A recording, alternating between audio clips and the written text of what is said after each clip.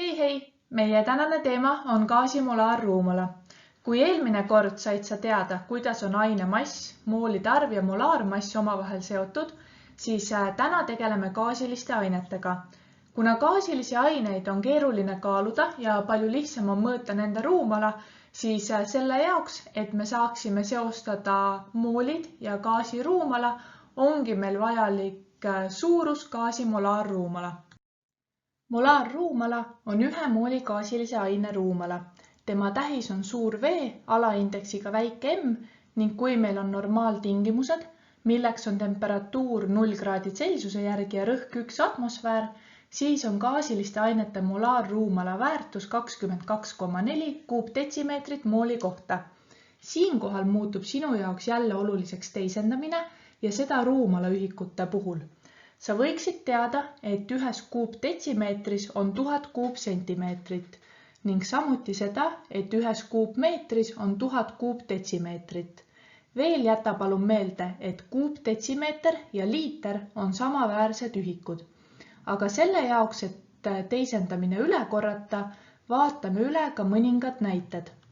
Kõigepealt on meil vaja 23 kuupdetsimeetrit teisendada kuupsentimeetriteks. Sina teada ka seda, et 1 kuupdetsimeetris on 1000 kuupsentimeetrit. Meil on vaja 23 kuupdetsimeetrit teisendada kuupsentimeetriteks.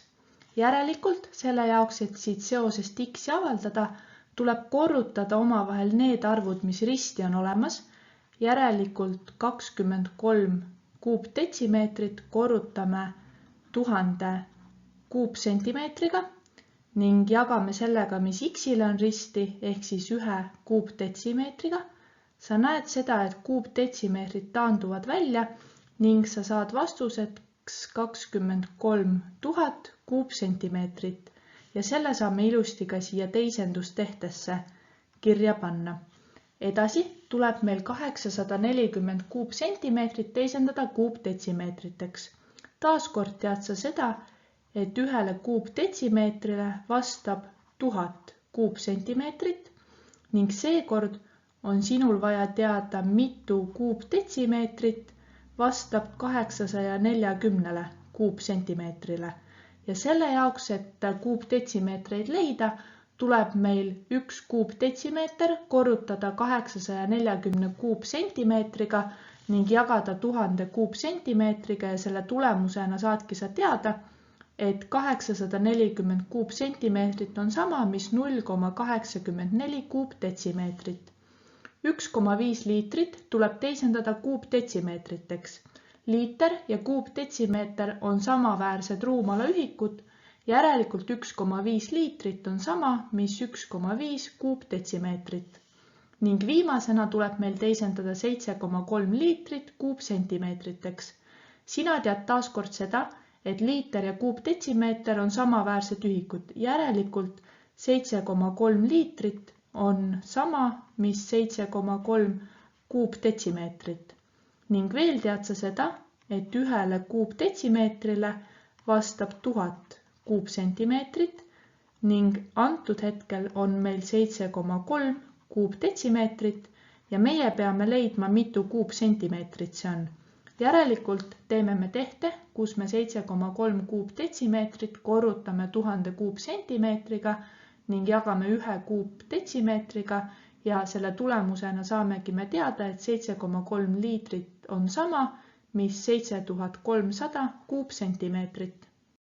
Moolide arvu saame me leida molaarruumala kaudu kasutades järgnevat valemit, mis ütleb meile, et moolide arv on leitav, kui me ruumala jagame molaarruumalaga. Moolide arvu tähistatakse väikese n-iga ning tema ühik on mool. Gaasiruumala tähis on suur V ja tema ühik on kuupdetsimeeter ning gaasi molaarruumala tähis on suur V alaindeksiga väike M ning palun jäta meelde, et gaasi molaarruumala on normaaltingimustel alati 22,4 kuupdetsimeetrit mooli kohta.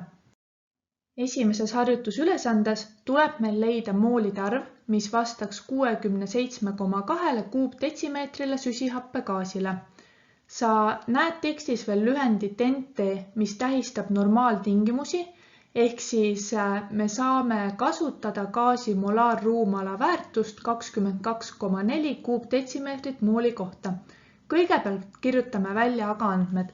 Me teame seda, et meil on 67,2 kuupdetsimeetrit süsihappegaasi, ehk siis meil on antud gaasiruumala, mis on 67,2 kuupdetsimeetrit ja meie peame leidma moolide arvu, seega väike n on meil otsitavaks suuruseks. Ülesande lahendamist alustame põhivalemist, mille kohaselt moolide arv on võrdne ruumala jagatud molaarruumalaga. Hetkel me peamegi leidma moolide arvu, seega me saame andmed asendada otse valemisse ja me peame tegema tehte, kus me 67,2 kuupdetsimeetrit jagame molaarruumalaga, mis on 22,4 kuupdetsimeetrit mooli kohta. Sa näed seda, et kuupdetsimeetrid taanduvad ning sa saad vastuseks 3 mooli. Seega sellisele ruumalale süsihappegaasile vastab 3 mooli ja kuna tegemist on vastusega, võiksid sa talle ka 2 joont alla tõmmata. Teises harjutusülesandes leiame, mitu liitrit on 400 millimooli hapnikku. Kõigepealt teame me seda, et moolide arv on 400 millimooli, järelikult saamegi kirja panna, et N on võrdne 400 millimooliga ning meie peame leidma, mitu liitrit hapnikku meil on, järelikult ruumala on otsitavaks suuruseks. Kõigepealt alustame lahendamist põhivalemi kirjapanekuga. Sa tead seda, et moolide arv on võrdne ruumala jagatud molaarruumalaga. Meie peame aga otsima ruumala, järelikult tuleb meil ruumala siit avaldada ja ruumala leiame nii, et me moolide arvu korrutame molaarruumalaga. Molaarruumala väärtus normaaltingimustes on 22,4 kuupdetsimeetrit mooli kohta. Sina näed aga seda, et moolide arv on meil hetkel antud millimoolides. Seega tuleb meil millimoolid teisendada moolideks. Sa tead seda, et ühes moolis on 1000 millimooli. Seega teisendades millimoole moolideks tuleb meil see arv nüüd jagada 1000-ga ehk siis 400 millimoolile vastab 0,4 mooli. Ja nüüd saame leida juba ruumala, selle jaoks tuleb meil 0,4 mooli korrutada gaasi molaarruumalaga, mis on 22,4 kuupdetsimeetrit mooli kohta. Sa näed seda, et moolid taanduvad välja ning selle tehte vastuseks saad sa 8,96 kuupdetsimeetrit. Meie käest küsiti aga liitreid, seega tuleb veel ükskord teisendada. Me teame seda, et kuupdetsimeeter ja liiter on samaväärsed ühikud, järelikult on meil hapnikku hetkel 8,96 liitrit.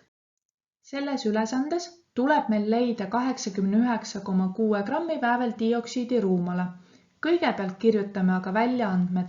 Me teame seda, et vääveldioksiidi mass on 89,6 grammi ning meil on vaja leida ruumala, mis ongi siis otsitavaks suuruseks. Me teame seda, et ruumala saame me avaldada põhivalemist, mis ütles meile, et moolide arv on võrdne ruumala jagatud molaarruumalaga ning siit avaldame me nüüd ruumala, mis on leitav, kui me moolide arvu korrutame molaarruumalaga. Molaarruumala normaaltingimustel on kindel suurus, kuid moolide arvu me antud hetkel veel ei tea. Samas teame me vääveldioksiidi massi ning kasutades molaarmassi saame me leida tema moolide arvu, sest et moolide arv on võrdne mass jagatud molaarmassiga.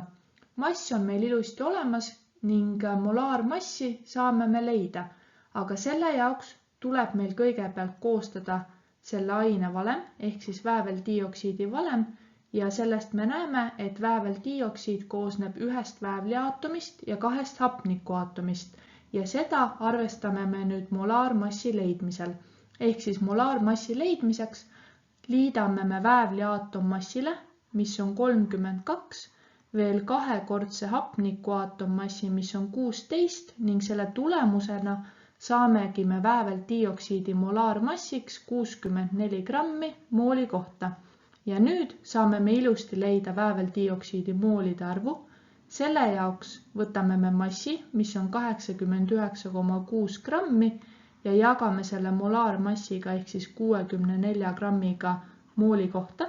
Sa näed seda, et grammid taanduvad välja ning me saame vastuseks, et meil on 1,4 mooli vääveldioksiidi ja moolide arvu kasutame me nüüd ära ruumala leidmise jaoks ehk siis 1,4 mooli tuleb korrutada gaasi molaarruumalaga, mis on 22,4 kuupdetsimeetrit mooli kohta.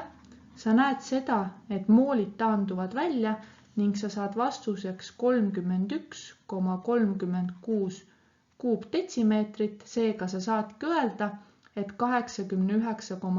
grammile vääveldioksiidile vastab 31,36 kuupdetsimeetrit. Selles harjutusülesandes tuleb meil leida 196 kuupdetsimeetri argooni mass kilogrammides. Seega me teame kõigepealt seda, et argooni ruumala on 196 kuupdetsimeetrit ning meie peame leidma argooni massi. Kõigepealt teame me, et mass ja moolide arv on omavahel seotud põhivalemiga, kus moolide arv on võrdne mass jagatud molaarmassiga. Siit avaldame aga massi ja mass on leitav, kui me moolide arvu korrutame molaarmassiga. Selles ülesandes ei ole meil olemas aga ei moolide arvu ega molaarmassi hetkel. Samas me teame, et meil on tegemist argooniga. Järelikult, koostades argooni valemi, saame me leida tema molaarmassi ja võttes appi perioodilisuustabeli näedki sa, et argooni molaarmass on 40 grammi mooli kohta. Nüüd peame me veel aga leidma argooni moolide arvu. Meie teame aga tema ruumala ning veel tead sa seda, et moolide arv on leitav, kui me ruumala jagame molaarruumalaga. Seega teeme me tehte, kus me 196 kuupdetsimeetrit jagame gaasi molaarruumalaga, mis on normaaltingimustel 22,4 kuupdetsimeetrit mooli kohta. Sa näed seda, et kuupdetsimeetrid taanduvad välja ning me saame vastuseks 8,75 mooli.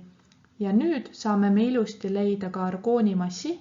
Selle jaoks tuleb meil 8,75 mooli korrutada argooni molaarmassiga, mis on 40 grammi mooli kohta. Sa näed seda, et moolid taanduvad välja ning sa saad vastuseks 350 grammi. Samas meie pidime leidma argooni massi kilogrammides. Seega tuleb veel teha üks pisikene teisendus ning sa tead seda, et ühes kilogrammis on 1000 grammi. Järelikult nüüd vastupidi teisendades tuleb meil grammid jagada 1000-ga, et saada kilogramme. Järelikult me teamegi, et argooni mass praegu on 0,35 kilogrammi. Viimases harjutusülesandes leiame, mitu molekuli on 112 liitris vesinikus. Kõigepealt teame me, et vesiniku ruumala on 112 liitrit ning selles ülesandes tuleb meil leida molekulide ehk siis aineosakeste arv, mis on meil otsitavaks suuruseks. Moolide arv ja aineosakeste arv on omavahel seotud valemiga, kus moolide arv on võrdne aineosakeste arv jagatud Avogadro arvuga. Siit aga avaldame me aineosakeste arvu, mis on leitav, kui me moolide arvu korrutame Avogadro arvuga. Avogadro arv on kindel suurus, mille väärtus on 6,02 korda 10 astmes 23 aineosakest mooli kohta, kuid moolide arvu meil hetkel veel ei ole. Andmetest näed sa aga seda, et meil on olemas gaasiruumala ja me teame, et moolide arv on leitav, kui me ruumala jagame molaarruumalaga. Kuna meil on hetkel ka normaaltingimused, siis sa saad kasutada gaasi molaarruumala väärtuseks 22,4 kuupdetsimeetrit mooli kohta. Oma andmetest näed sa aga seda, et hetkel on see ruumala 112 liitrit ehk siis kõigepealt tuleb meil teisendada liitrid kuupdetsimeetriteks. Sa tead aga, et liiter ja kuupdetsimeeter on samaväärsed ühikud, järelikult 112 liitrit on sama, mis 112 kuupdetsimeetrit ning nüüd saamegi me leida moolide arvu. Selle jaoks tuleb meil 112 kuupdetsimeetrit jagada gaasi molaarruumalaga, mis on 22,4 kuupdetsimeetrit mooli kohta. Sa näed seda, et kuupdetsimeetrid taanduvad välja ning me saame vastuseks 5 mooli. Seda kasutame me nüüd omakorda ära molekulide arvu leidmiseks, ehk siis me korrutame 5 mooli Avogadro arvuga, mis on 6,02 korda 10 astmes 23 aineosakest mooli kohta ja kuna praegu peame me leidma molekulide arvu, siis tuleb ka Avogadro arvu ühikuks molekuli mooli kohta. Sa näed seda, et moolid taanduvad välja ning nüüd, kui sa teed ära selle tehte, saad sa vastuseks 3,01 korda 10 astmes 24 ning ühikuks tuleb molekuli. Järelikult saadki sa öelda, et 112 liitris vesinikus on 3,01 korda 10 astmes 24 molekuli. Ma loodan, et sul oli sellest videost kasu ning molaarruumala kasutamine gaasidega seotud arvutusülesannetes sai selgemaks.